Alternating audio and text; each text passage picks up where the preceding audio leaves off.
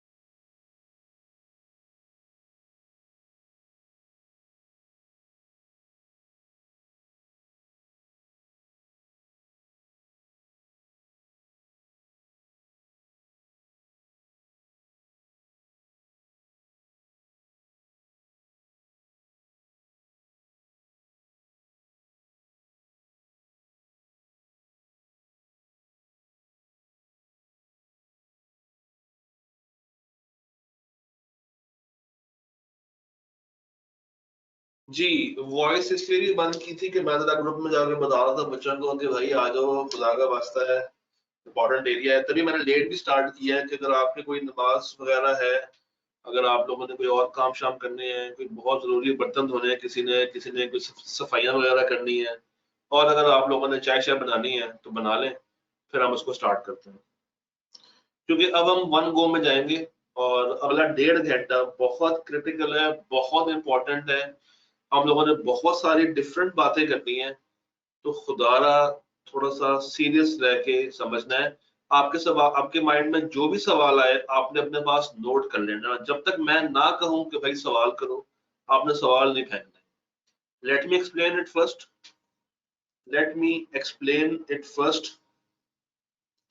और उसके बाद जब हमारी एक्सप्लेनेशन पूरी हो जाएगी एक एंड से, तो आप अपने सवाल मेरे तक लेकर आ सकते हैं।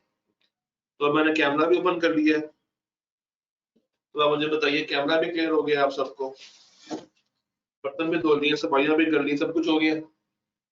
चले, वॉशरूम से भी हुआ है, चक्कर काट लिया, चल डन हो गया। शुरू करते हैं 705 705 modification. 705 is about modification. Sir इसको शुरू करने से पहले लेट मी शो यू, बस ये काम करते हैं। Let us draw a map. एक मैप बनाते हैं ऑडिट रिपोर्ट्स का मैप, जिससे हमारी काफी ज्यादा जो परेशानी है वो सॉर्ट हो। Audit report,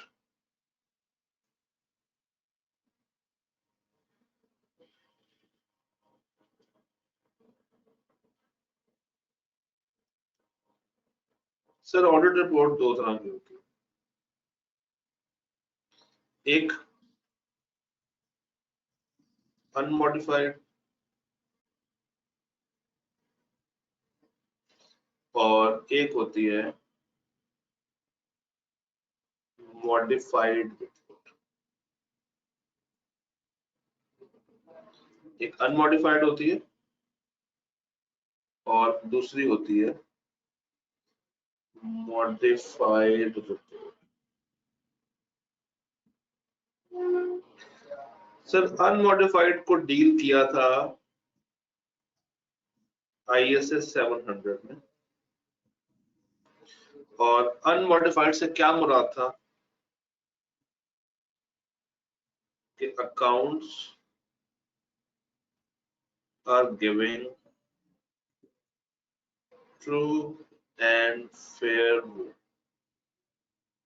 accounts are giving true and fair. यानी कि हमने ये कहा था there is no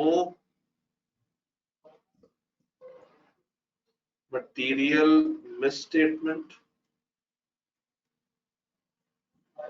और हमने ये भी कहा था कि sir there is no scope limitation। and what is scope limitation, ये क्या है? Auditor has obtained sufficient appropriate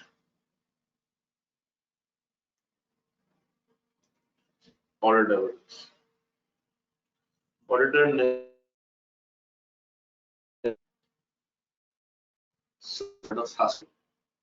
sufficient appropriate audit evidence। This was unmodified। Sir अब आगे चलते हैं, मॉडिफाइड रिपोर्ट से क्या? मॉडिफाइड रिपोर्ट बेसिकली क्या है?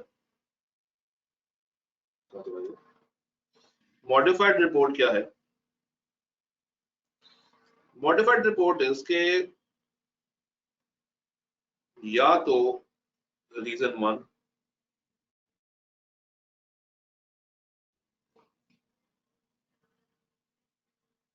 there is material misstatement,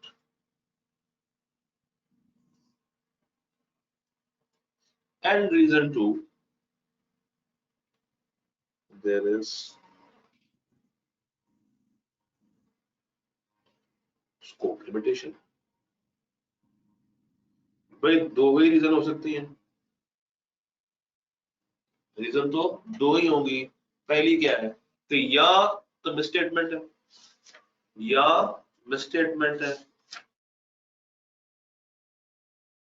कहते हैं कि स्कोप लिमिटेशन है, मैनेजमेंट ने आपको सफिशिएंट अप्रोप्रिएट ऑडिट एविडेंस लेने नहीं दी। अच्छा सर, ये जो मॉडिफिकेशन है स्टेटमेंट वाली या स्कोप लिमिटेशन वाली, इससे क्या रिजल्ट निकलेगा?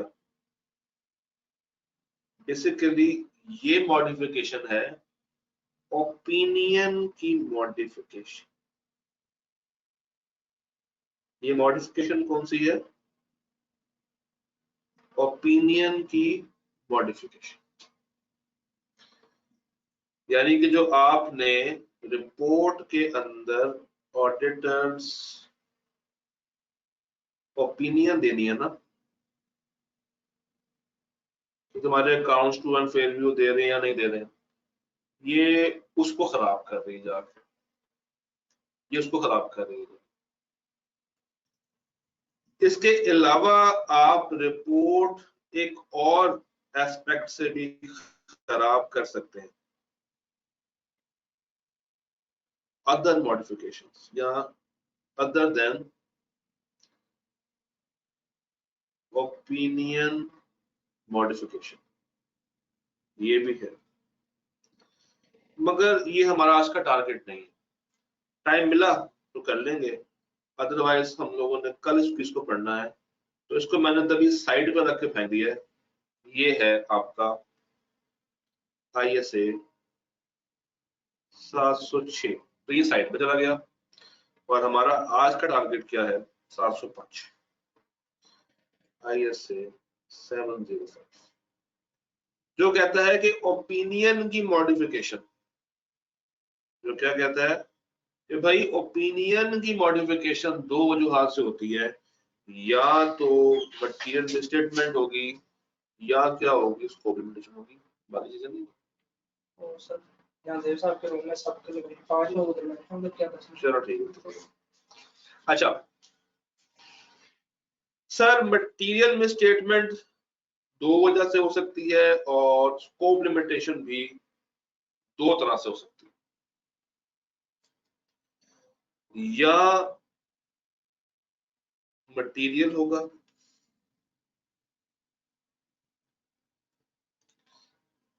या मटीरियल होगा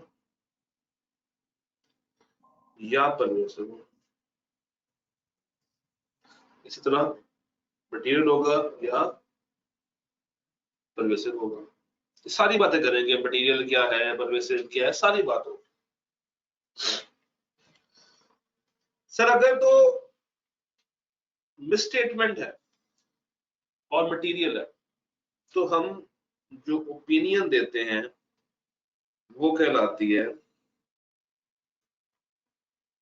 क्वालिफाइड ओपिनियन। वो क्या कहलाती है? Qualified opinion. सर यहां पे भी उसका नाम क्वालिफाइड ओपिनियन ही है, मगर इन दोनों में फर्क है। तो मैं ऐसा करता हूं कि मैं यहाँ पे हल्का सा स्टार लगा दूं, क्योंकि ये शो कर रहा है कि ये दोनों दिखने में एक जैसी हैं, जुड़वा बहने हैं, मगर हल्का सा डिफरेंस है। और अगर भाइयों परवेसिव है, अगर क्या है परवेसिव है, तो इसको हम कहते हैं एडवर्स ओपिनियन, और यानी यहां पर हम कहेंगे डिस्क्लेमर ऑफ ओपिनियन।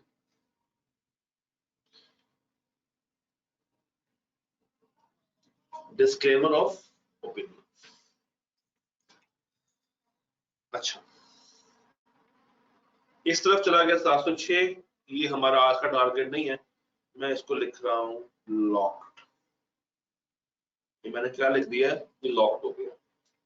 इस पर कल बात होगी, कल इस पर बात करेंगे, और इसके साथ 570 को लिंक करें। अच्छा वापस आते, सर अगली बात सुनिएगा गौर से। मटीरियल में स्टेटमेंट हो, क्या हो? मटीरियल में स्टेटमेंट हो, तो इसकी दो रीजंस होती हैं। Reasons for material misstatement. मैं पहले सब कुछ मैप पे लेकर आ रहा हूं, फिर इसकी अंग्रेजी पढ़ कर। रीजंस फॉर मटीरियल मिसस्टेटमेंट, दो मेन वजूहात हैं जो कि बाद में तीन पे डिवाइड हो जाती हैं।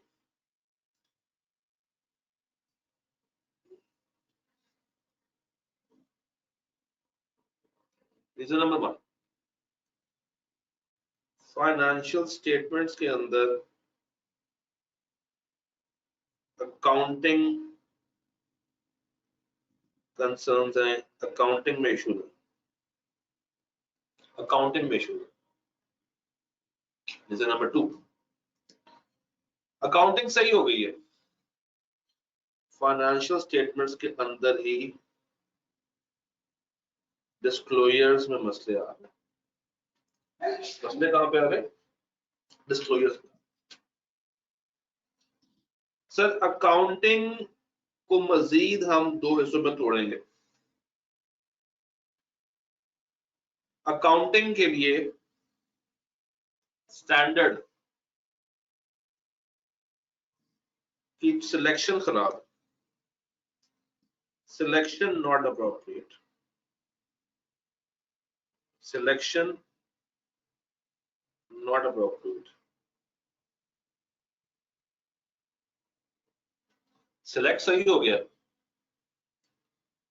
इम्प्लीकेशन खराब।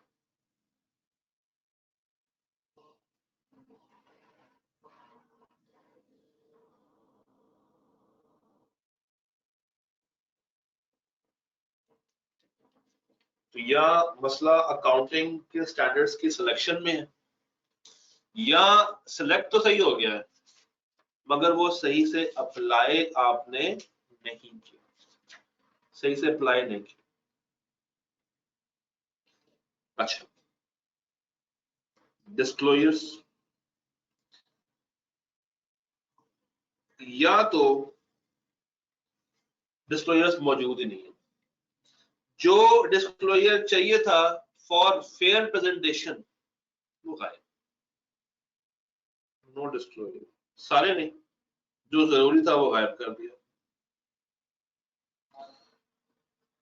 डिस्क्लोजर मौजूद नहीं है present, but not in accordance with AFRF, मौजूद तो है मगर अकाउंटिंग स्टैंडर्ड से मुताबिकत नहीं रखता। या नंबर 3, जो नेसेसरी डिस्क्लोजर है वो गायब कर दिए, गैर जरूरी डाल दिए, गैर जरूरी डाल दिए हैं मगर जो नेसेसरी हैं वो नॉट प्रोवाइडेड, उनको ऐड नहीं किया, उनको ऐड नहीं किया, उनको नहीं डाला। ये है रीजंस फॉर मटेरियल मिस्टेक। या अकाउंटिंग स्टैंडर्ड सही से चूज नहीं किए, स्टैंडर्ड्स कह रहे हैं, पॉलिसीज कह रहे हैं, या चूज कर ली है मगर इम्प्लीकेशन में मसला, अप्लाई सही से नहीं होता, या डिस्क्लोजर्स, और इसमें ये 3 बात।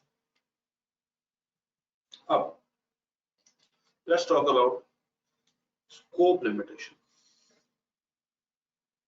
ये क्यों हो सकती है, ये क्यों हो सकती है? इसके भी सर 3 वजूहात, इसके भी 3 वजूहात हैं। नंबर वन,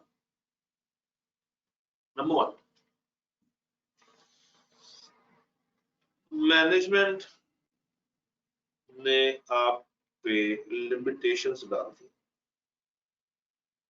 आपने मैनेजमेंट से कहा कि भाई मुझे कोयटा जाना है तुम्हारी फैक्ट्री देखने के लिए, उन्होंने कहा बेटा सॉरी टाइम नहीं, कॉस्ट बहुत हैवी, पॉसिबल नहीं है जाना, नहीं जा सकते, नहीं भेजा, नहीं गया। अगली रीजन, मैनेजमेंट काम नहीं कर रही है मगर कुछ ऐसे circumstances हैं which are beyond control of entity, आग लग गई, चोरी हो गई, डाटा सीज हो गया, गवर्नमेंट ने पकड़ लिया। तीसरी ऑप्शन, तीसरी बात ये है कि ना उनका मसला है, ना उनके कंट्रोल से बाहर वालों का मसला है, मसला आपके अपने अंदर, मसला ऑडिटर के अंदर है। ये क्या मसले हैं, अभी सारी बातें होंगी, डिटेल से बात करेंगे। अभी जस्ट आपको एक हल्का सा ओवरव्यू दे रहा हूं कि हम लोगों ने कितनी बातें आज कवर की, क्योंकि 705 के अंदर एक्सप्लेनेशन बहुत ज्यादा दी हुई और हमने सारी बातें थोड़ा डिटेल से कवर करके जानी है। मैंने इसलिए कैब पहनी हुई कि भाई आज तो कहानी को हमने आप तक पहुंचा के उठना, ताकि आप लोग इसके सवाल जब मैं इसके बाद अपलोड करूंगा वो कल की क्लास से पहले आपने देख कर आने हैं, ताकि आपका दिमाग ओपन खुले, आपका दिमाग। ओके, एक काम कीजिए, इतना स्क्रीनशॉट ले, इतना स्क्रीनशॉट काइंडली ले लें, फिर इससे आगे चलते हैं।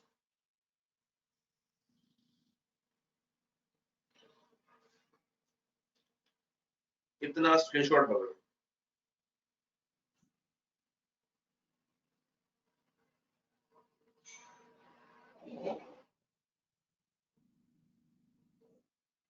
हो गया? ठीक, अब बारी बारी हर वर्ड पे आते हैं और उसके ऊपर जरा बहस करते हैं। पहला वर्ड जो हमने स्टार्ट किया था दैट वाज अनमॉडिफाइड, और इसको हमने डिटेल्ड एक्सप्लेन कर दिया है। अनमॉडिफाइड क्या है कि accounts are giving true and fair view, कोई मटेरियल मिसस्टेटमेंट नहीं है, कोई स्कोप लिमिटेशन नहीं है, और ऑडिटर ने एविडेंस बहुत अच्छे तरीके से फाइंड किया है, सब कुछ ओके है, लिहाजा कोई खराबी नहीं। यहां पे मुझे एक बात और लिखने है,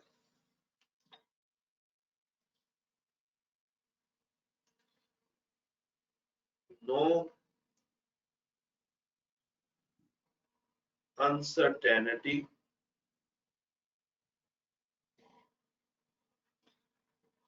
of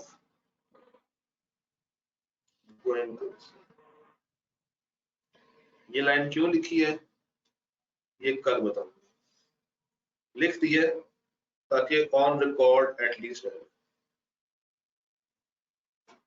ओके, अब आते हैं मॉडिफाइड रिपोर्ट की तरफ। तो सर मॉडिफाइड रिपोर्ट दो वजूहात पे होती है, या ओपिनियन की मॉडिफिकेशन है, या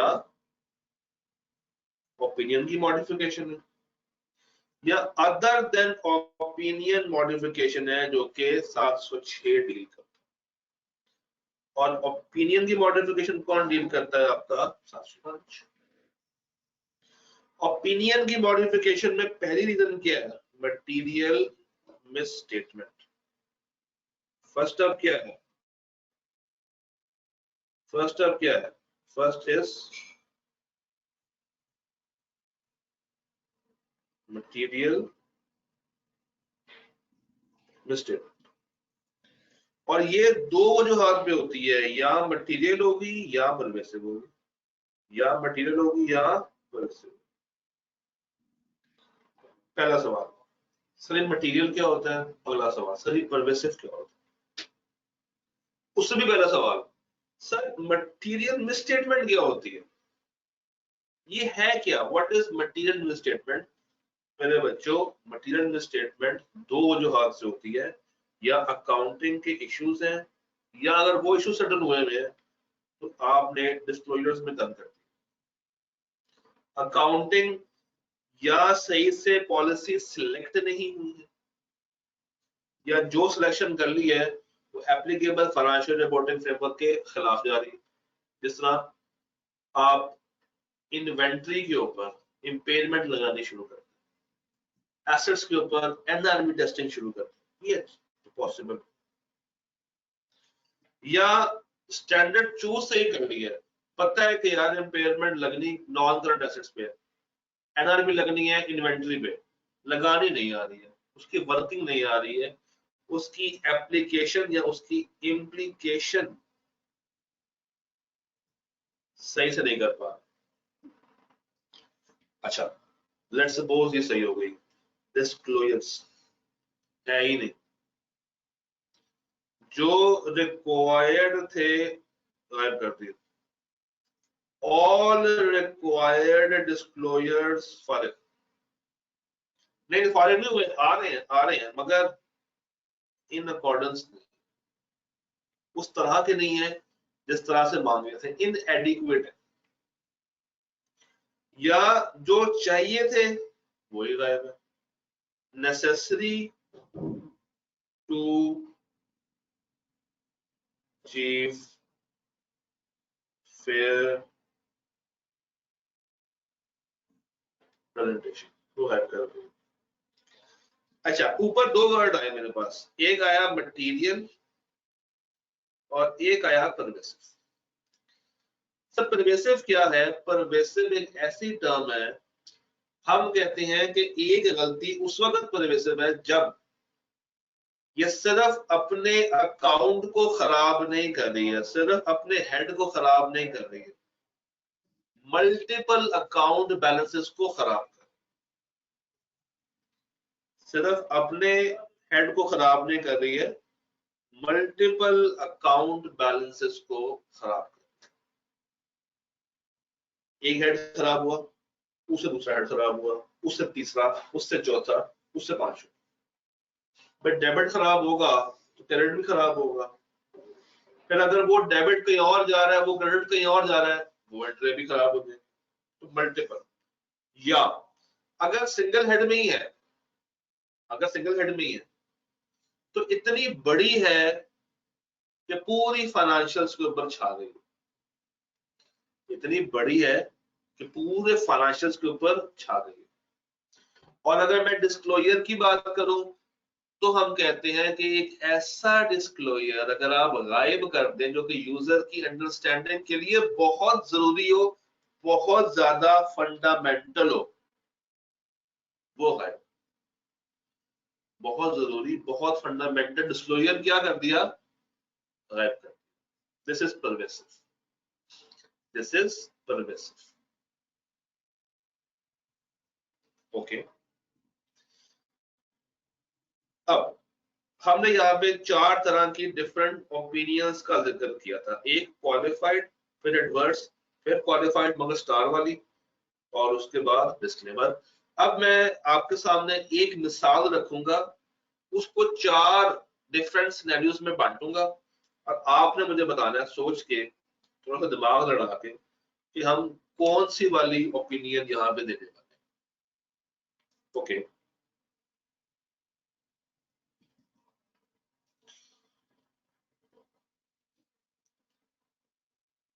सर आप हैं लाहौर में और क्लाइंट की इन्वेंट्री भी लाहौर में है,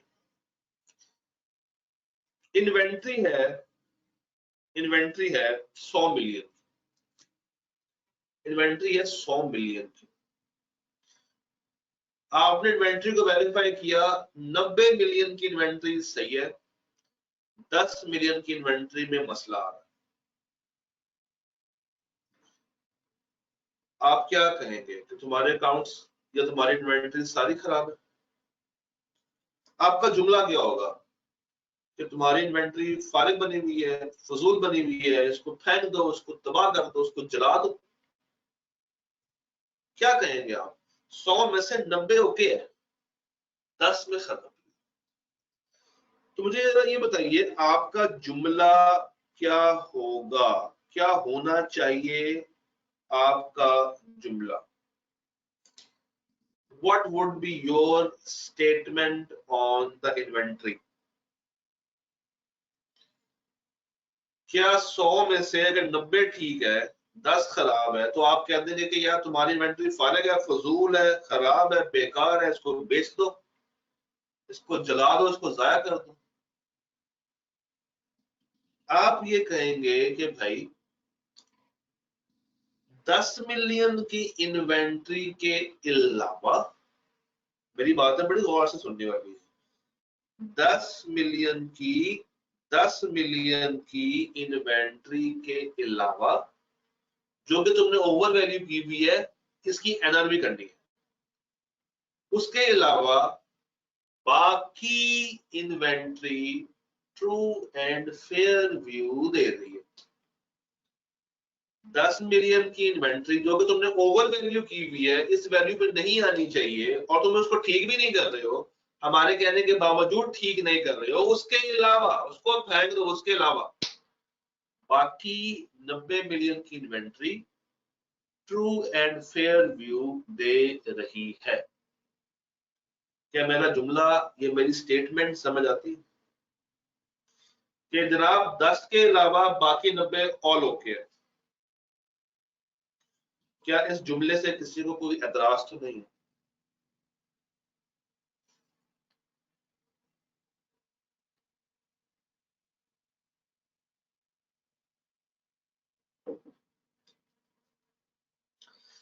क्या इस जुमले से किसी भाई को, किसी बहन को कोई एतराज है कि 10 मिलियन के अलावा बाकी 90 million true and fair view दे रही है ना? मजे की बात, क्लाइंट भी खुश, आप भी खुश, क्लाइंट भी खुश और आप भी खुश। आपने बहुत जोर लगाया यार 10 मिलियन की इन्वेंट्री, इसको ठीक कर लो और ठीक कर लो और ठीक कर लो। उसने कहा माड़ा अब ठीक करना मुमकिन नहीं है, अब हम इसको ठीक नहीं करेगा, तुमने जो करना है कर लो, अब इसको ठीक नहीं करेगा। आपने कहा अच्छा ऐसी बात है, तो 10 के अलावा बाकी 90 ओके। आपने रिपोर्ट दे दी। क्या साफ रिपोर्ट है? क्या साफ रिपोर्ट है? क्या ये मैं अनमॉडिफाइड रिपोर्ट दे रहा हूं?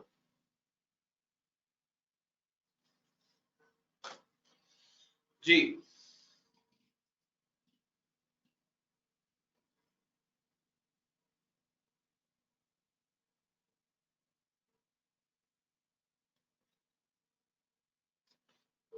क्या मैं ये कोई अनमॉडिफाइड रिपोर्ट दे रहा हूं?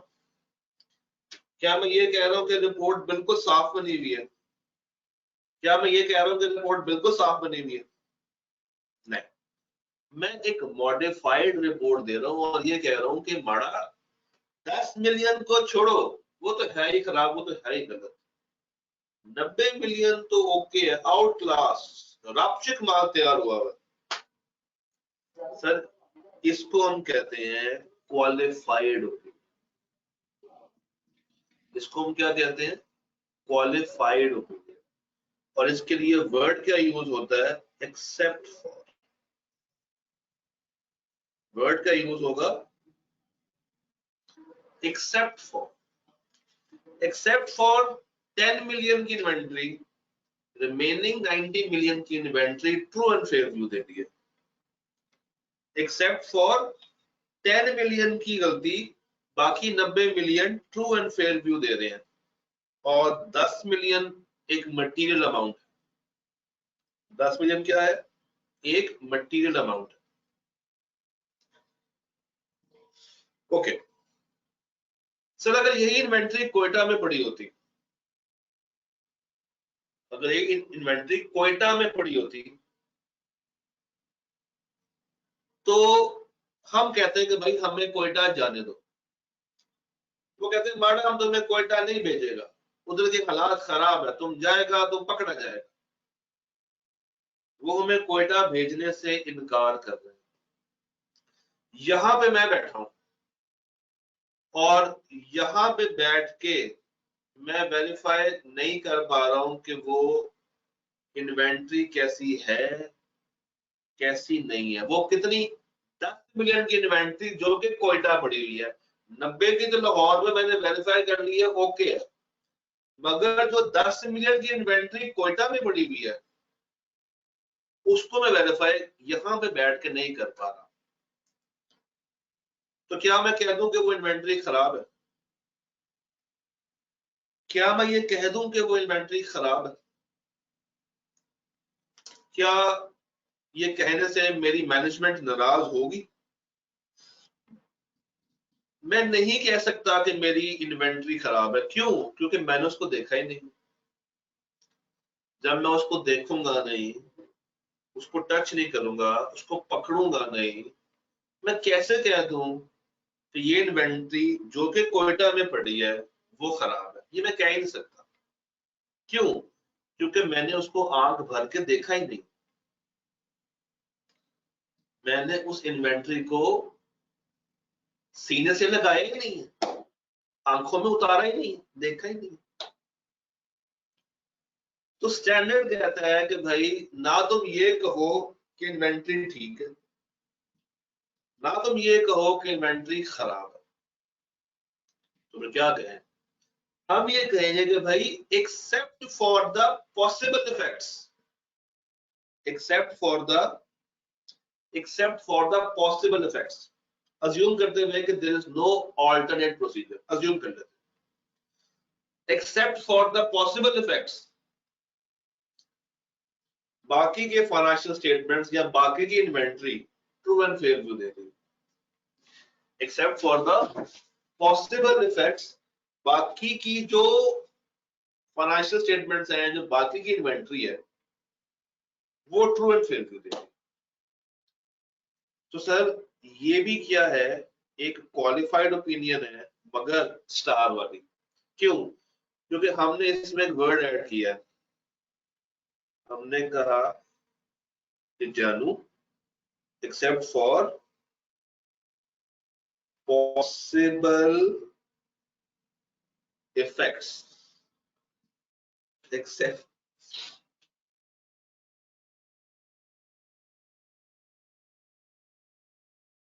हमने क्या कहा? हमने कहा एक्सेप्ट फॉर पॉसिबल इफेक्ट्स। क्यों? हमें पता ही नहीं, वी हैव नो आइडिया कि वहां पे पड़ी हुई इन्वेंट्री खराब है या सही है। तो accept for the possible effects.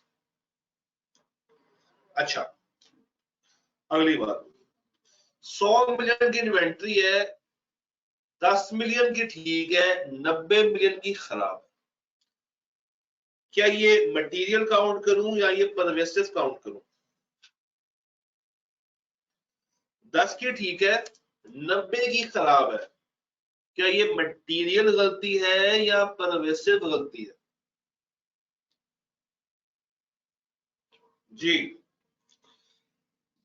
Material गलती काउंट करूं या परवेसिव गलती काउंट करूं? 10 की ओके है और 90 मिलियन की इन्वेंट्री खराब है, ये परवेसिव, ये परवेसिव है, बड़े लेवल की है ना। 90 मिलियन एक बड़ा लेवल है, परवेसिव। क्या मैं कह दूं कि एक्सेप्ट फॉर 10 मिलियन, नहीं sorry, accept for 90 million remaining 10% is giving true and fair view? ये कह दूं कि एक्सेप्ट फॉर बड़े वाली गलती, छोटी सी figure okay, except for 90 million remaining 10% is giving true and fair view, क्या मैं इतनी बड़ी जसादत कर सकता हूं?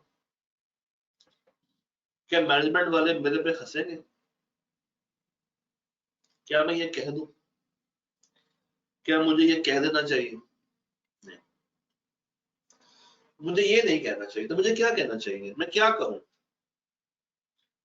मैं फिर क्या कहूं? सर मैं ये कहूंगा कि तुम्हारे अकाउंट्स या तुम्हारी इन्वेंट्री बहुत बेकार बनी हुई है, थकी हुई बनी हुई है, बेकार बनी हुई है। हम देते हैं एडवर्स ओपिनियन और हम कहते हैं कि तुम्हारे financial statements not giving true and fair, तुम्हारे financial statements true and fair view नहीं दे, तुम्हारे financial statements true and fair view नहीं दे रहे।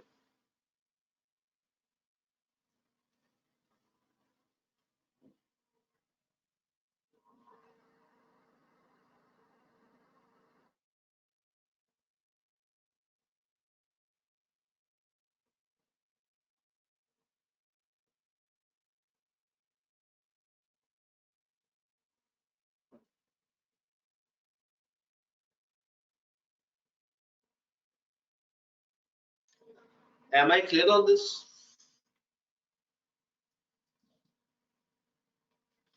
जी, am I clear on this?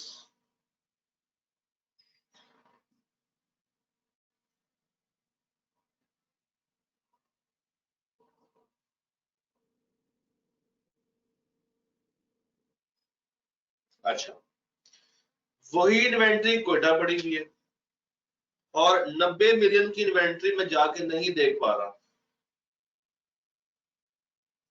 तो अब ये बताइए मटेरियल है या परवेसिव?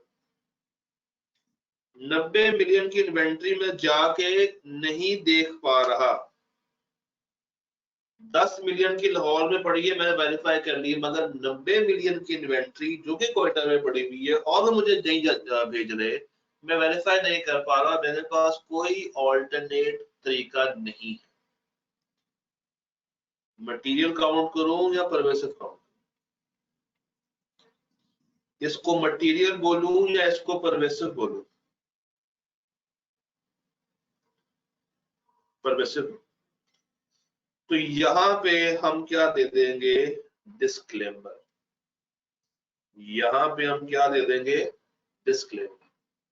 क्या हम ये कहेंगे कि जनाब we are not giving any opinion, हम आपको किसी भी तरह की कोई ओपिनियन ही नहीं दे रहे हैं, जाओ भाड़ में जाओ, उनको भाड़ में फेंकना, बोल देंगे भाई we are not in a position to give you any opinion. क्यों? क्योंकि आपने हमारे साथ ज्यादती की, आपने हमें एविडेंस ही नहीं हासिल करने दिया, तो हम कैसे आपको कोई ओपिनियन दे सकते? आपने हमें एविडेंस ही नहीं हासिल करने दिया, तो हम आपको कैसे कोई ओपिनियन दे सकते हैं?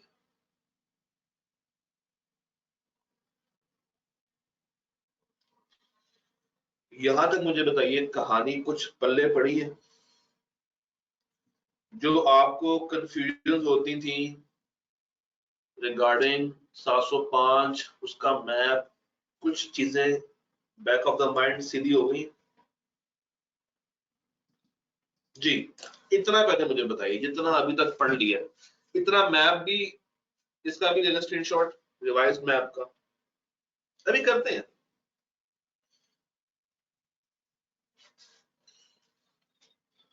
यहां तक ऑल ओके?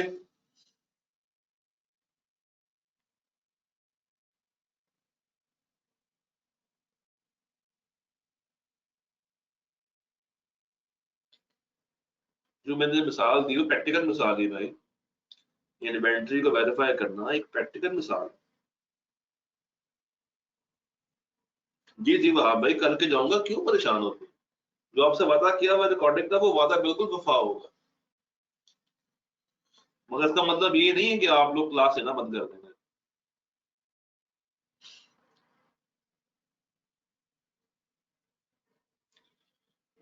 यहां तक क्लियर होगी बात?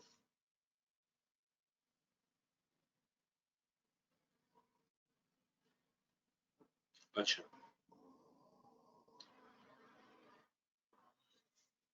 सर, एक बात और इसमें ऐड करूंगा, फिर पढ़ते हैं, फिर आते हैं अंग्रेजी की तरफ। जब बात आती है ना डिस्क्लेमर की, जब इसकी बात आती है डिस्क्लेमर की, तो डिस्क्लेमर एक बहुत बड़े लेवल की ओपिनियन है, क्योंकि हम कहते हैं कि हम कोई ओपिनियन तुम्हें दे ही नहीं रहे, जाओ भाड़ में जाओ।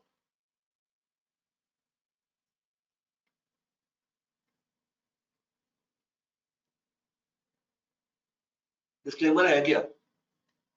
कि we are not giving you any opinion. Standard कहता है थोड़ा सा लिहाज रखो। क्या वो कहते हैं कि यार पहले चेक कर लो, इफ, दो वर्ड हैं, पॉसिबल एंड प्रैक्टिकेबल। अगर पॉसिबल भी है और प्रैक्टिकेबल भी है, ट्राई टू विड्रॉ फर्स्ट। कहता है पहले कोशिश करो वो ऑडिट छोड़ के चले जाओ, अगर पॉसिबल है और प्रैक्टिकेबल है तो पहले कोशिश कर लो कि क्या तुम वो ऑडिट छोड़ सकते हो। अगर तो हाँ, बेहतरीन हो गया, छोड़ दो। और अगर नहीं हो पा रहा तो फिर तुम्हें बहालत मजबूरी, इफ नॉट, और ये दोनों शर्तें पूरी होनी चाहिए, इफ नॉट, तो आप क्या देंगे, आप देंगे disclaimer of opinion.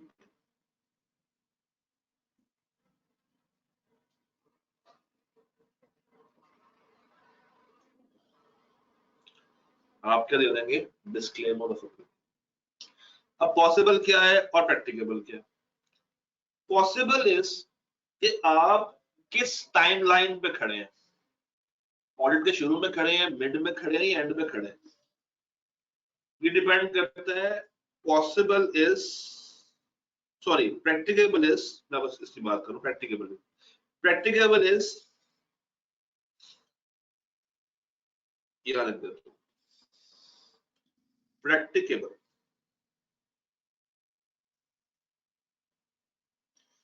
It is stage of completion. कहां खड़े, शुरू में है, एंड पे है या मिड में खड़े। शुरू में खड़े तो निकलना बहुत आसान है, मगर अगर एंड में खड़े हैं तो मुश्किल। एंड पॉसिबिलिटी, भाई शुरू में खड़े निकलना आसान है, निकलने वाले थे कि आवाज आ गई तुम नहीं जा सकते। क्यों, क्योंकि तुम पे लीगल बाइंडिंग, तुम पे लीगल बाइंडिंग है, तुम नहीं जा सकते।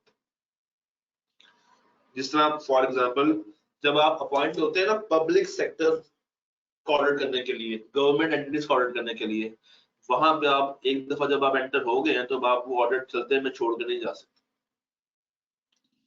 और कभी कभी उस मुल्क के कानून कुछ इसमें चीजें ऐड कर देते हैं, जिस तरह हम लोगों ने पढ़ा था कंपनीज एक्ट में कि अगर एक ऑडिटर एसएससी भी लेकर आता है तो आप उसको निकाल नहीं सकते।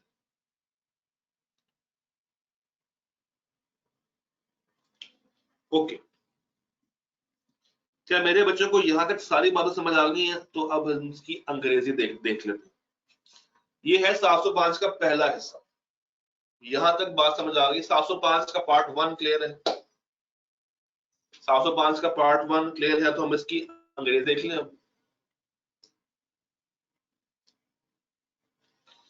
जी।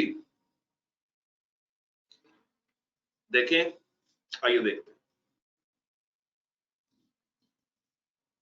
सबसे पहले बात होती है मॉडिफाइड ओपिनियन की डेफिनेशन की। तो मॉडिफाइड ओपिनियन में 3 तरह की ओपिनियन आती हैं, क्वालिफाइड, एडवर्स और डिस्क्लेमर। तो आपने भूलना नहीं है, तो क्वालिफाइड मल्टीप्लाई बाय 2, ये 2 तरह के। फिर परवेसिव की डेफिनेशन, ये हम लोगों ने कवर कर ली है कि एक ऐसा मसला जो कि पूरे फाइनेंशियल्स पे छा जाए, not confined to specific elements, और अगर कन्फाइंड है भी तो अपने अंदर एक बहुत बड़ा सब्सटेंशियल पोर्शन छुपा के बैठा। और अगर मैं बात करूं फॉर डिस्क्लोजर्स, तो फंडामेंटल डिस्क्लोजर जो कि यूजर की अंडरस्टैंडिंग के लिए था, वो आपने पी लिया, वो गायब हो गया। देन वही मैप टेबुलर फॉर्म में है, मटेरियल हो तो क्वालिफाइड और परवेसिव हो तो एडवर्स और डिस्क्लेमर। अच्छा, इसके नीचे ना लिखी है 3 लाइनें, 2.5 लाइनें, इसको कैरी फॉरवर्ड करना है टिल 570। जब तक 570 नहीं पढ़ेंगे इसको आपने नहीं देखना। उसके बाद मिस स्टेटमेंट क्या क्या होती है, अकाउंटिंग पॉलिसी को सही से चूज ना करना, चूज कर लिया मगर सही से अप्लाई ना करना, और मसला कहां पे आ रहा है, डिस्क्लोजर्स में। ये सारी बातें हम लोग कवर कर चुके हैं, सारी बातें कवर कर चुके हैं। अच्छा, उसके बाद व्हाट इज कोम्प्लीमेंटेशन, जिसका सही नाम है inability to obtain sufficient appropriate audit evidence. circumstances imposed by management पढ़ लिया, beyond control of entity पढ़ लिया है, और कभी कभी ऑडिटर के अपने काम में ही इतने मसले होते हैं जिसकी वजह से वो सही से एविडेंस हासिल नहीं कर पाता, ये भी मसला है। और अगर इनएबिलिटी है to obtain sufficient appropriate audit evidence due to management imposed limitations, यानी कि ये इसके आगे का पॉइंट है, तो आपने उनके साथ कम्युनिकेट करना है, उनको बताना है कि भाई ये मसला है, और देखना है कि क्या आपके पास कोई ऑल्टरनेट तरीकेकार है। अगर नहीं है तो फिर खराब कर दो, और अगर है तो उनको देखो। है, देख भी दिया है, स्टिल आप लोग फंसे हुए हैं, फिर भी खराब कर दो। मगर खराब करने से पहले, विड्रॉ करने से पहले, सॉरी डिस्क्लेमर देने से पहले एक दफा देख लो कि क्या तुम विड्रॉ कर सकते हो या नहीं। शर्तें क्या है, प्रैक्टिकेबल और पॉसिबल, वो क्या है हमने डिस्कस कर लिया। तो मेरी जान यहां तक कोई मसला, कोई परेशानी, मुझे बताइए चैट बॉक्स में। यहां तक if you have any doubt तो पहले हम उसको क्लियर करें।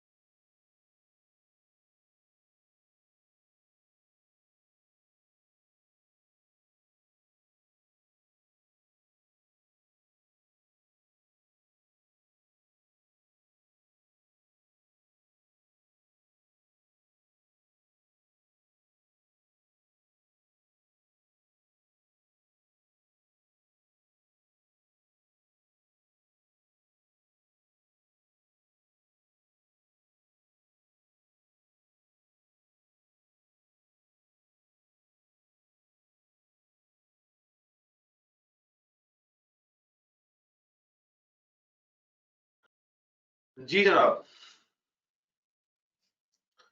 मुझे बताइएगा, आवाज, स्क्रीन और कैमरा क्लियर है? आवाज, स्क्रीन और कैमरा।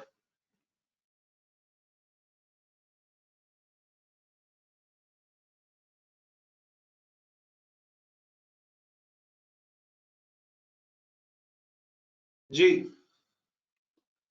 आवाज, स्क्रीन, कैमरा डन। आगे चलते हैं, कहानी को आगे लेके चलते हैं। Let's enter into the next round of 705। कहानी हमारी शुरू हुई थी, एक ब्रीफ समरी ले लें। कहानी स्टार्ट हुई थी दो तरह की रिपोर्ट्स के साथ, एक अनमॉडिफाइड रिपोर्ट और एक modified report. Sir, unmodified report कौन सी है? एक ऐसी ऑडिट रिपोर्ट जिसमें हम कहते हैं कि सब कुछ ओके, सब कुछ ठीक बना हुआ है। और मॉडिफाइड रिपोर्ट एक ऐसी रिपोर्ट जो कि खराब हो गई है। खराबी दो वजहों से आ सकती है, या तो ओपिनियन खराब है या ओपिनियन के अलावा मसले हैं। अच्छा, ओपिनियन की खराबी 705 डील करता है और अदर देन ओपिनियन 706 डील करता है। 705 ने हमें ये कहा कि अगर ओपिनियन में मसला है तो देखो कि क्यों मसला है, क्या मिसस्टेटमेंट है या स्कोप लिमिटेशन। और इन दोनों में से जो भी हो, या वो मटेरियल होगी या वो परवेसिव होगी। फिर मटेरियल क्वालिफाइड, परवेसिव है मिसस्टेटमेंट है एडवर्स, परवेसिव है स्कोप लिमिटेशन के साथ है तो डिस्क्लेमर।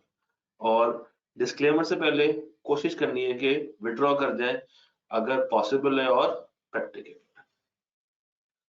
जी, मुझे बताइएगा, आवाज, स्क्रीन, कैमरा सब कुछ ओके? फिर मैं कहानी को अगले गियर में डालूं।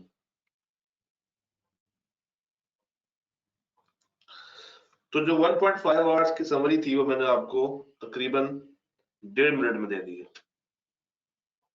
इसी तरीके से ना आपका मैप, ये जो 705 का मैप है ना, ये आपके दिमाग में होना चाहिए, क्योंकि सवाल ऐसा बाहर नहीं होता। सवाल में यही बातें हैं, किस तरह की ओपिनियन देंगे, क्या करेंगे, क्या कर सकते हैं, रिपोर्ट में चेंजेस कौन सी आएंगी, अब हमें उसके ऊपर बात करनी है। मगर बिफोर गोइंग इनटू दैट, मुझे आपसे एक फाइनल फीडबैक चाहिए। आवाज, स्क्रीन और कैमरा क्लियर है?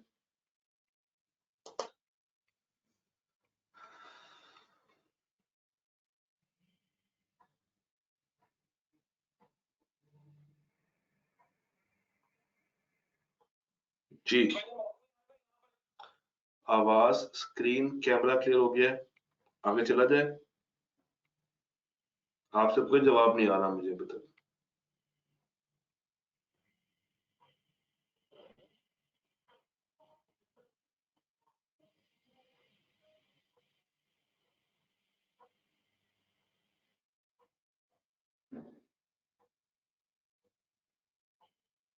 ठीक है, अब आगे चलते हैं सर। और आजकल आईकैप में एक सवाल बहुत कॉमन हुआ हुआ है रिपोर्ट्स को लेके, और मुझे लगता है कि इस दफा भी वो सवाल टेस्ट करेगा। वो आपसे कह सकता है कि भाई ओपिनियन पहले ड्रॉ करके दें। वो ये कह सकता है कि सर बेसिस फॉर ओपिनियन पहले ड्रॉ करके दें। वो ये भी कह सकता है कि सर हम आपको पैराग्राफ बना के दे रहे हैं, इसमें से गलतियां निकाल दें। इवन वो ये भी कह सकता है कि जब आप अनमॉडिफाइड को मॉडिफाइड में चेंज करते हैं तो ओपिनियन पैरा में या बेसिस फॉर ओपिनियन पैरा में कहां कहां पे क्या क्या चेंज आता है। तो ये 3-4 तरह के सवाल आ सकते हैं। देखते हैं कि स्टैंडर्ड हमें क्या गाइड करता है। सर, स्टैंडर्ड ये कहता है जब आपकी ओपिनियन मॉडिफाइड हो जाए, जब आपकी ओपिनियन क्या हो जाए, मॉडिफाइड हो जाए, तो देखो कि आप कौन सी वाली ओपिनियन दे रहे हो। आप क्वालिफाइड दे रहे हो, आप एडवर्स दे रहे हो, या आप डिस्क्लेमर दे रहे हो। सर, अगर तो आप क्वालिफाइड दे रहे हो तो सबसे पहले आपने क्या करना है, आपने जो लाइन ऐड करनी है that is except for the effects. याद है, एक्सेप्ट फॉर द 10 मिलियन की इन्वेंट्री, बाकी 90 million true and fair view दे रहे हैं। तो एक्सेप्ट फॉर द इफेक्ट्स, और ये इफेक्ट्स कहाँ पे डिस्क्राइब किए होंगे? बेसिस फॉर ओपिनियन पैराग्राफ में। अब इसका नाम क्या हो जाएगा? Basis for qualified opinion. जो बाकी की फाइनेंशियल स्टेटमेंट्स अब ट्रू एंड फेयर व्यू दे रही है, अब यहाँ पे डिपेंड करेगा कि आप फेयर प्रेजेंटेशन फ्रेमवर्क यूज कर रहे हो या आप कंप्लायंस फ्रेमवर्क यूज कर रहे हो। तो दोनों के मुताबिक आपने ये स्टेटमेंट ऐड कर देनी है। जब आप एडवर्स दोगे तो क्या लिखते थे कि financial true and fair view नहीं देने हैं, तो आप बताएंगे कि because of significance of matter, जो कि कहाँ पे डिस्क्राइब किया है? बेसिस फॉर एडवर्स ओपिनियन में। अब आगे financial true and fair view नहीं दे रहे हैं, अगेन डिपेंड करेगा कि कौन सा फ्रेमवर्क है, फेयर वाला या कंप्लायंस वाला। और सर अगर आपने डिस्क्लेमर देना है तो आप क्या बताओगे कि हम कोई ओपिनियन एक्सप्रेस नहीं करते हैं, हमें बुलाया गया था ऑडिट करने के लिए, मगर सिग्निफिकेंस इतनी ज्यादा हाई थी कि हमें किसी भी तरह का सफिशिएंट अप्रोप्रिएट ऑडिट एविडेंस नहीं मिला जिसकी बुनियाद पे हम कोई ऑडिट ओपिनियन कायम कर सके। तो सर ICAP भी कह सकता है कि ओपिनियन पैराग्राफ लिख के दिखाएं, तो आपने इसको एग्जैक्ट कॉपी पेस्ट कर लेना। तो यहां से क्रैमिंग बेस्ड सवाल निकल सकता है। और चेंज कहां पे आएगी? हेडिंग के अंदर। पहले था खाली ओपिनियन, अब आप क्या करेंगे? क्वालिफाइड ओपिनियन, एडवर्स ओपिनियन या डिस्क्लेमर ऑफ ओपिनियन। ओके, उसके बाद सर बेसिस में क्या चेंज आएगा? बेसिस में क्या क्या चेंज आएगा?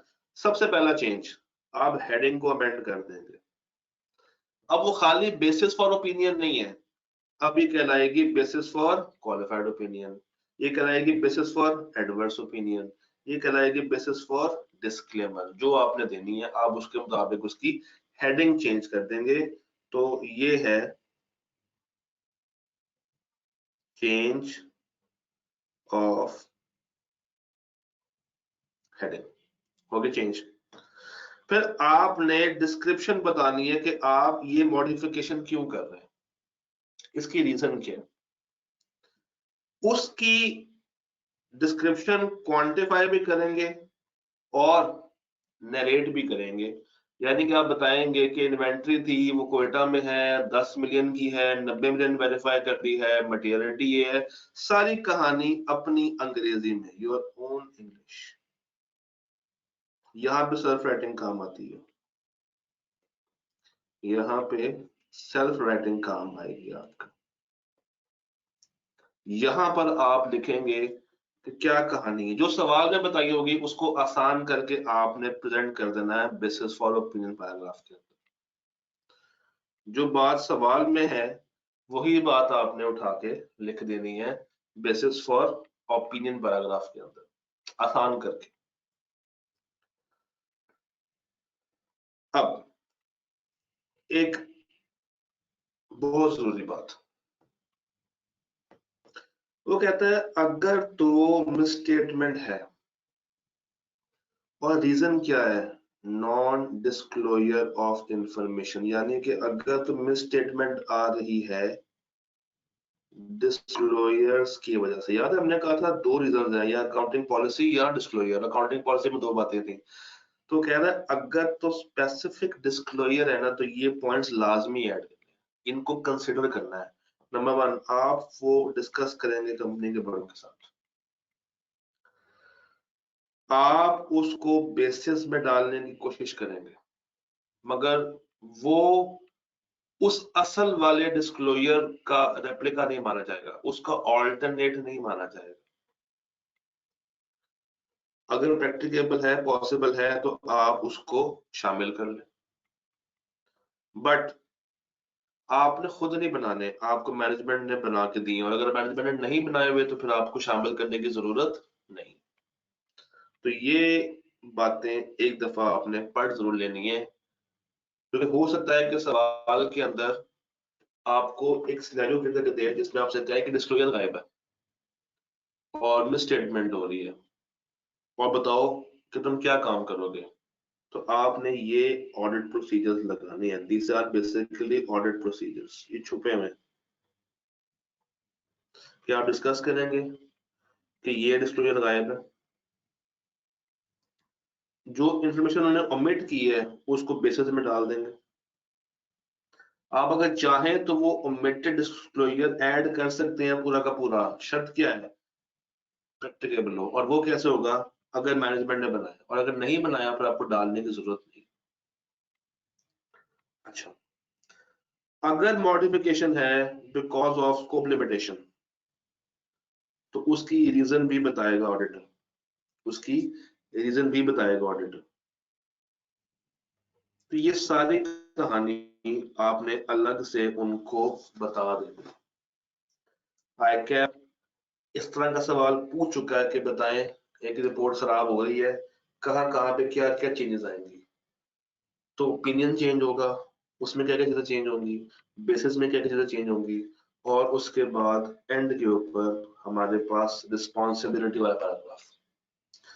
क्वालिफाइड हो या एडवर्स हो तो आपने ये जुमला ऐड कर देना, क्वालिफाइड हो या एडवर्स हो, यानी कि किसकी बात कर रहा है? ये बात कर रहा है मटेरियल स्टेटमेंट वाले की।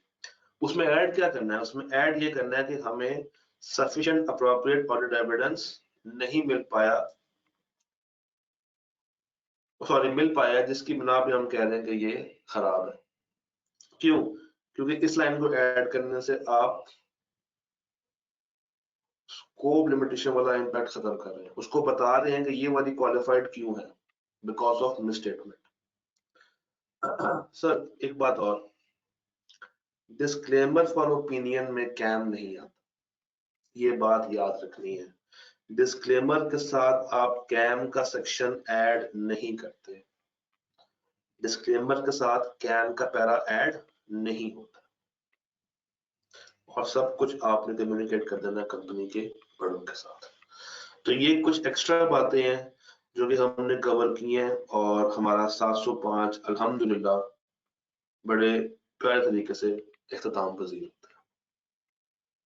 मैं आपसे फिर कह रहा हूँ, इस मैप को रिवाइज कर लें, इस मैप में सब कुछ छुपा है, सिवाय चेंजेस के सारी कहानी इस मैप के अंदर है।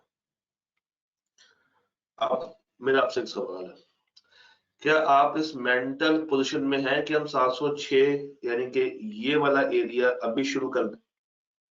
अगर हैं तो वेरी गुड, अगर नहीं है तो अलाउ मी कि मैं आपको कल की क्लास से पहले इसकी हाफ आवर की एक रिकॉर्डिंग दे दूं, ताकि जब हम कल आए तो दोनों एस्पेक्ट हमारे क्लियर हो और हम गोइंग कंसर्न और इस तरह के एरिया में उतरें।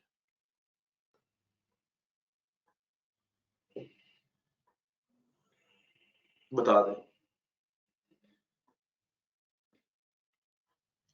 खींचने को मैं इसको 2 दिनों में स्प्रेड कर दूं, 3 दिन पे ले जाऊं, फैलाना बड़ा आसान होता है, समेटना मुश्किल होता है जी।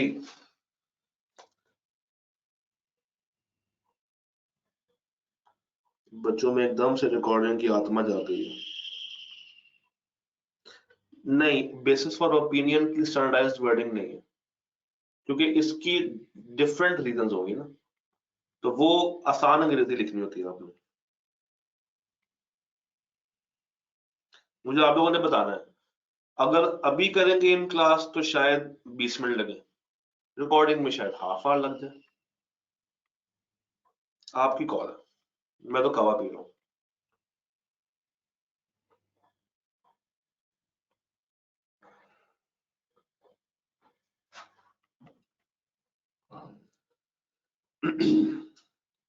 डिफरेंट राइज आ रही है, मुकाते हैं, आए मुकाते हैं, 706 पे चलते हैं।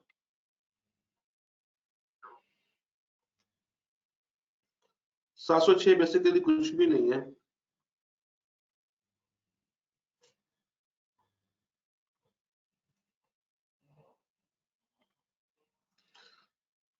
फाइनल है, आखिरी फैसला।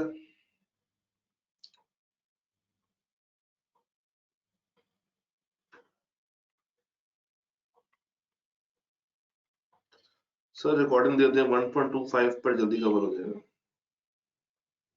रिकॉर्डिंग रिकॉर्डिंग रिकॉर्डिंग, लाइन से रिकॉर्डिंग शुरू होगी।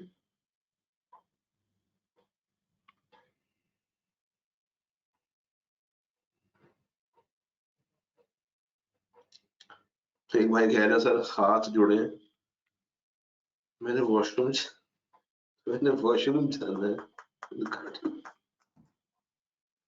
रिकॉर्डिंग दे दो। बिलाल भाई कह रहे हैं सर मुका दो सर जी, मुका दो सर जी।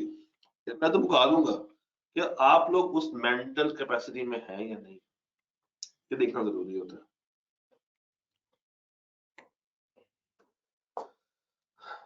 सर आइए शुरू करते हैं। 706, आइए कमर कस लें, हमें सिर्फ 20 मिनट आपके चाहिए। I just need your 20 minutes, not more than 20। आप लोग टाइमर लगा सकते हैं, उससे पहले पहले खत्म हो जाएगा। एक मैप बनाएंगे, कहानी खत्म हो जाएगी। 706 का मैप, 706 का मैप,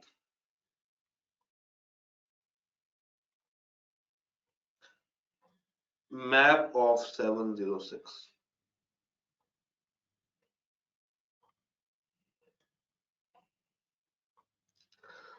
अगर आपको पुराना मैप याद हो, हमने क्या कहा था,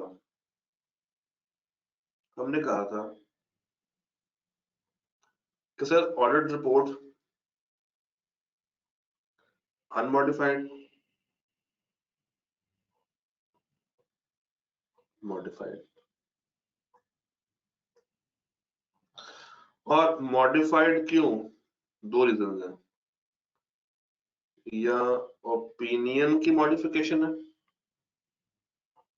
या अदर देन ओपिनियन की मॉडिफिकेशन। सर ये है 705 जो हमने कवर कर ली है, ये है 700 जो हमने कवर कर लिया है।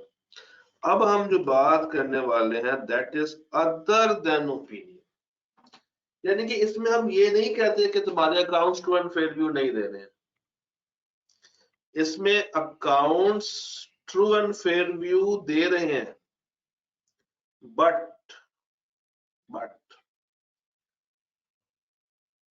there is something else, there is something, कुछ कुछ है, कुछ ऐसा है जिसे हम कहते हैं कि भाई कहानी में ट्विस्ट है।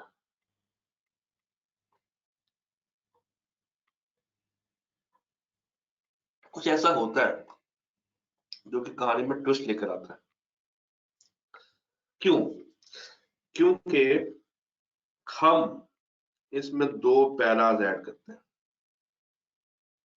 हम इसमें दो पैराज ऐड करते हैं, दो भी कर सकते हैं, एक भी कर सकते हैं। एक कहलाता है एम्फसिस ऑफ मैटर पैराग्राफ, एक है एम्फसिस ऑफ मैटर पैराग्राफ, और एक कहलाता है अदर मैटर पैराग्राफ। एक कौन सा है? Emphasis of matter. अब नाम से ही वर्ड है एम्फसिस, जोर देना, किस पे? मैटर पे, किसी मुद्दे पे, और वो जोर दिया जा रहा है एक पैराग्राफ की फॉर्म में। सर याद रखिएगा ये एक नॉन अकाउंटिंग इशू होगा, ये एक नॉन अकाउंटिंग इशू होगा जिसको मैनेजमेंट ने डिस्क्लोज कर दिया होगा फाइनेंशियल स्टेटमेंट्स के अंदर, मैनेजमेंट ने डिस्क्लोज कर दिया होगा फाइनेंशियल स्टेटमेंट्स के अंदर, अप्रोप्रिएटली, स्टैंडर्ड कहता है अप्रोप्रिएटली डिस्क्लोज्ड है।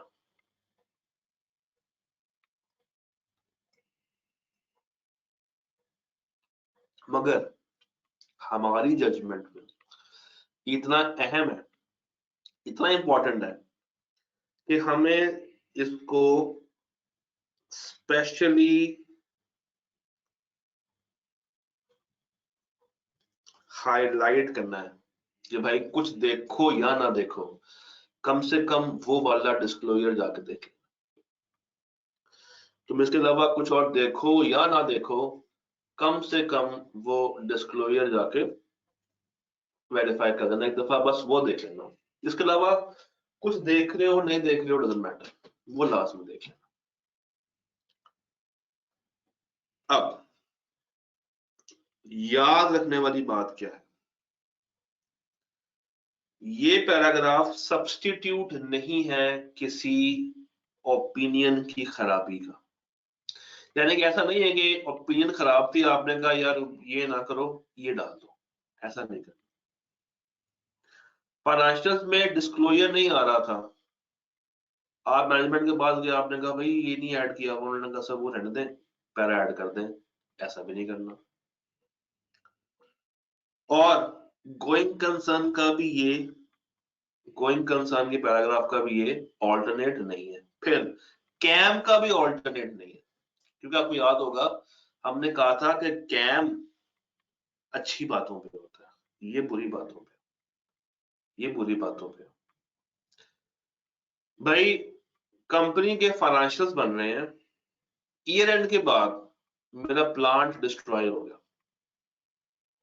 मगर ईयर एंड पे तो उसकी वैल्यू वही थी डिस्ट्रॉय होने से पहले। डिस्ट्रॉय कब हुआ है? ईयर एंड के बाद, और कोई कंडीशन मौजूद नहीं थी। IAS 10 कहता है कि ये एक नॉन एडजस्टिंग इवेंट है और इसको सिर्फ डिस्क्लोज करना चाहिए। तो मैनेजमेंट ने एक हल्का सा साइड पे कोने में लिख दिया कि प्लांट डिस्ट्रॉय हो गया, इतना बारीक करके लिखा कि कोई पढ़ ना पाए। अब हम ये नहीं कह सकते कि तुमने डिस्क्लोजर नहीं डाला, मिसस्टेटमेंट नहीं है, क्यों डाल दिया, एडुकेट भी है, यूजर नहीं पहुंच पा रहा उसकी गलती है, डाल तो दिया।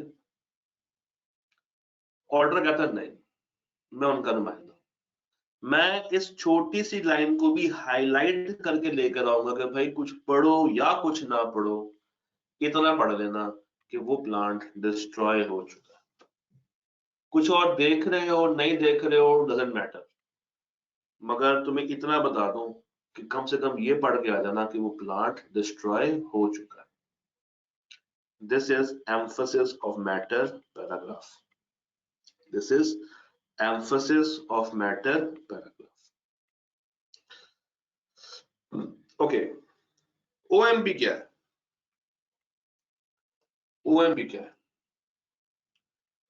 सर? अगर आपने कोई ऑडिट का इशू अलग से डिस्कस करना है, अकाउंटिंग का नहीं, ऑडिट का इशू है। फॉर एग्जाम्पल आप बताना चाहते हैं कि पिछले साल का ऑडिट आपने नहीं किया, कहां बताएंगे? पूरी रिपोर्ट में कोई पैराग्राफ ऐसा नहीं जहां पे आप ये बात लिख सकें सिवाय OMP के, सिवाय OMP के। आप ये बताना चाहते हैं कि मैं विड्रॉ करना चाह रहा था डिस्क्लेमर्स में, मगर मैं विड्रॉ नहीं कर पाया, कहां बताएंगे?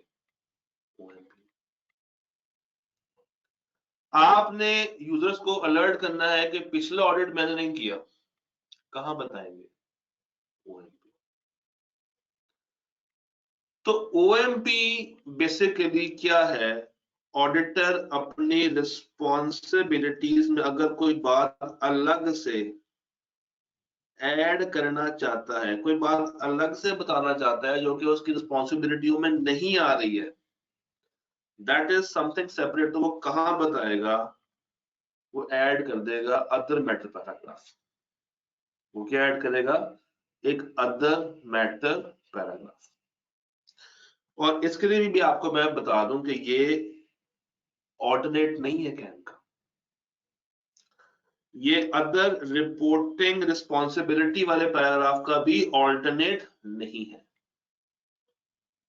फिर एक बहस शुरू होती है प्लेसमेंट के ऊपर कि कौन पहले आएगा कौन बाद में आएगा। तो स्टैंडर्ड कहता है कि भाई जो जितना इंपॉर्टेंट है उसको पहले रखो। अगर तुम्हें लग रहा है कि OMP ज्यादा इंपॉर्टेंट है एज कंपेयर टू कैम, तो पहले OMP आएगा, फिर कैम आएगा, फिर UMP आएगा। तुम्हें लग रहा है कि UMP इंपॉर्टेंट ज्यादा है, फिर OMP, फिर कैम, तो उसे सीक्वेंस में लिख लो।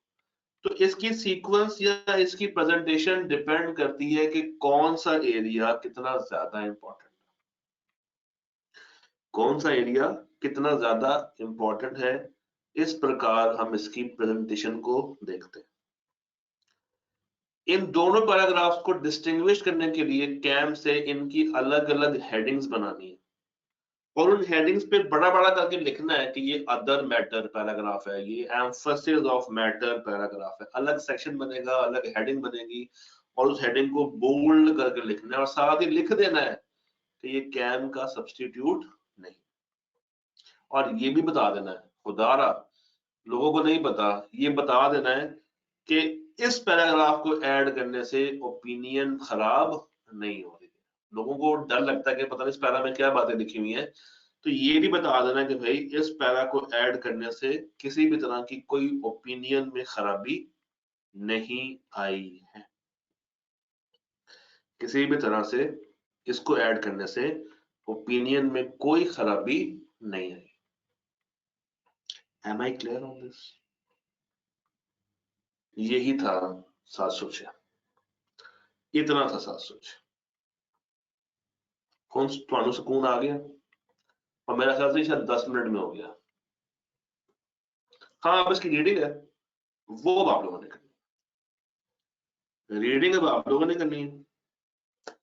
और मैंने क्या करना है, मैंने इसकी रिकॉर्डिंग डालनी है और एक सेपरेट वीडियो दूंगा जिसमें मेंशन किया हुआ है कि इस तरह के सवालों को सॉल्व कैसे करना है, ड्राफ्ट कैसे करना है। तो कल की क्लास में पहले वो देख कर आना आप लोगों ने, क्योंकि कल हम लोगों ने गोइंग कंसर्न के ऊपर बात करनी है और रिटर्न रिप्रेजेंटेशन के ऊपर बात करनी है। तो 570 और 580 हमारा कल का टारगेट है। तो अब से ऑनवर्ड्स मैं इसके प्रैक्टिस सवाल डेली बेस पे अपलोड करूंगा, किसी दिन 2 सवाल, किसी दिन 1 सवाल, किसी दिन 3 सवाल। वो अब आपने प्रैक्टिस साथ साथ करनी है, प्रैक्टिस करेंगे साथ साथ तो काम बनेगा। तो आज एक तो ये क्लास होगी एडिशनल, चूंकि हमारी लास्ट से क्लास नहीं हुई थी मंडे को, तो उसका एक दूसरा वर्जन कि इस तरह के सवालों को सॉल्व कैसे करना है, स्टेप बाय स्टेप अप्रोच है कि फर्स्ट स्टेप ये, सेकंड स्टेप ये, थर्ड स्टेप ये। जब आप वो स्टेप वाइज चलेंगे ना सवालों को लेके, तो कोई भी सवाल आई कैप कितना ही मुश्किल ले आए, आपके लिए मुश्किल का बात नहीं हो। फिर इसके जितने सवाल हैं कोशिश करेंगे कि मैं उसको डेली बेस पे अपलोड करूं और साथ साथ आपको बताऊं कि भाई ये वाला सवाल हो गया, ये हो गया, ये हो गया। तो अब आप पे जिम्मेदारी है, प्रैक्टिस की जिम्मेदारी है, इसको इजी नहीं लेना। क्लास से पहले अपलोड हुई वीडियो को लाजमी देखना है, तब जाके फायदा होगा। अदरवाइज फिर आप लोग भूल जाएंगे कभी ये चीज आपको सही से तैयार होगी। मेरे थोड़ी सी एफर्ट को जाया मत होने दीजिएगा। कल मुलाकात करते हैं गोइंग कंसर्न और रिटर्न रिप्रेजेंटेशन के साथ, तब तक के लिए अल्लाह हाफिज।